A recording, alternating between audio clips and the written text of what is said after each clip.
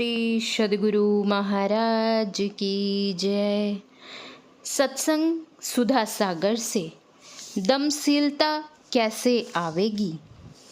किसी कला में कुशल कोई कैसे होता है। पहले एक एक अक्षर पर आपने कितनी बार हाथ घिसा। बारंबार अभ्यास करते करते अक्षर को सीखा। उसी प्रकार भक्ति में बारंबार अभ्यास करो, कुशल होगे। तुम्हारी वृत्ति व सूरत व मन सहित चेतनधार फैली नहीं रहे, सिमटी हो, तब अवलंब मिलता है।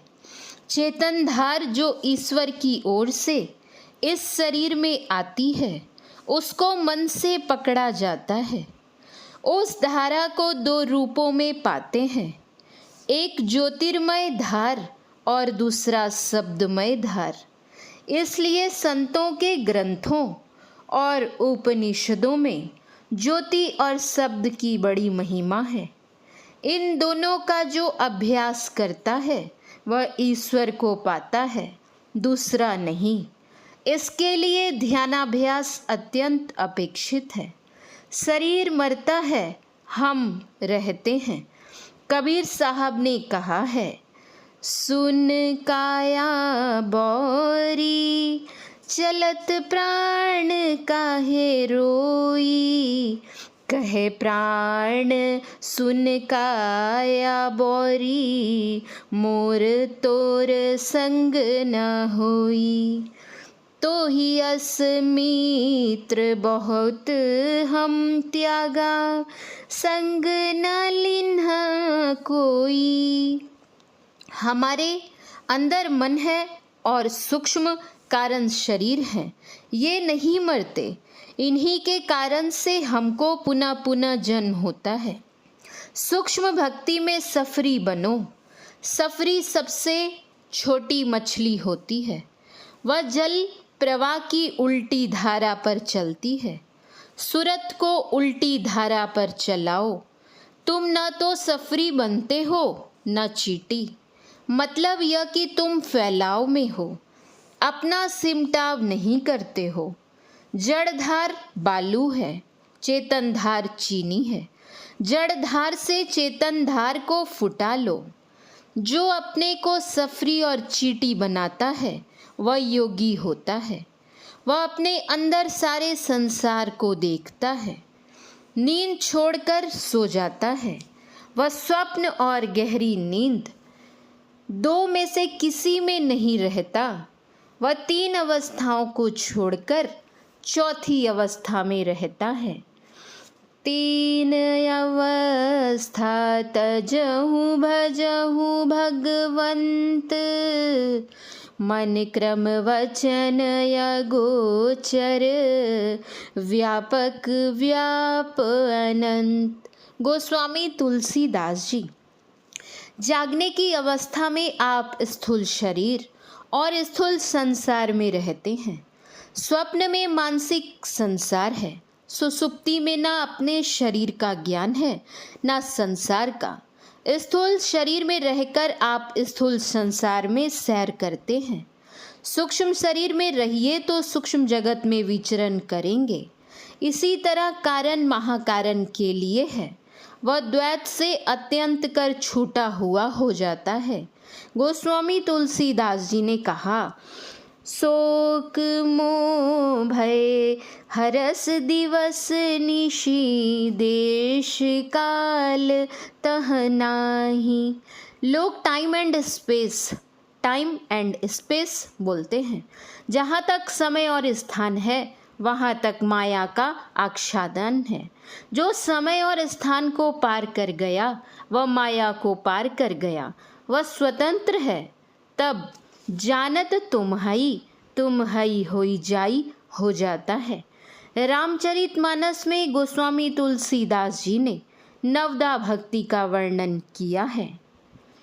प्रथम भगति संतन कर संगा, दूसरी रति मम कथा प्रसंगा।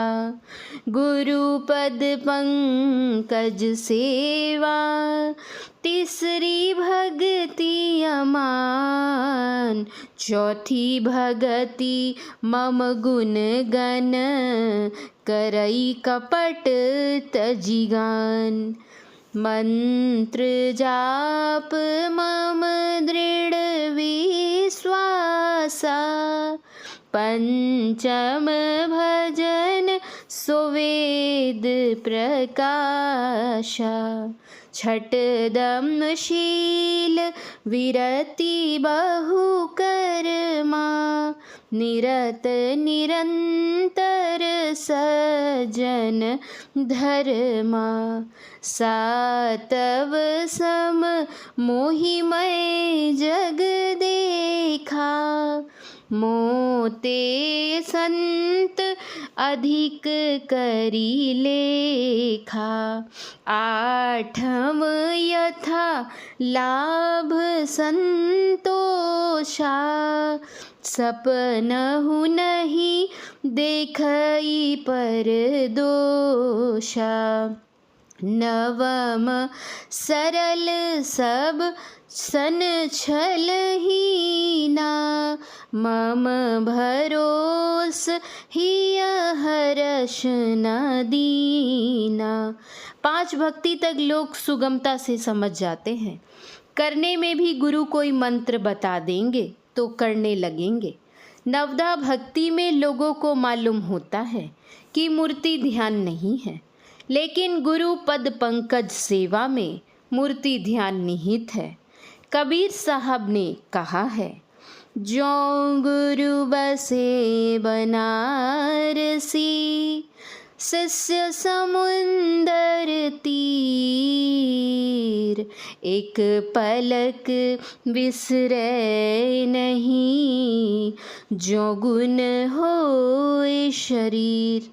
तथा गोस्वामी तुलसीदास जी ने कहा है, आज्ञा समना सुसाहिब सेवा, जो गुरु आज्ञा करें करो। छठ दम शील विरति बहु कर्मा, निरत निरंतर सज धर्मा। इसका केवल अर्थ लोग कर लेते हैं। बहुत से कर्मों से विरत होने तथा दमशीलता की ओर खूब ध्यान देना, यह कैसे होता है?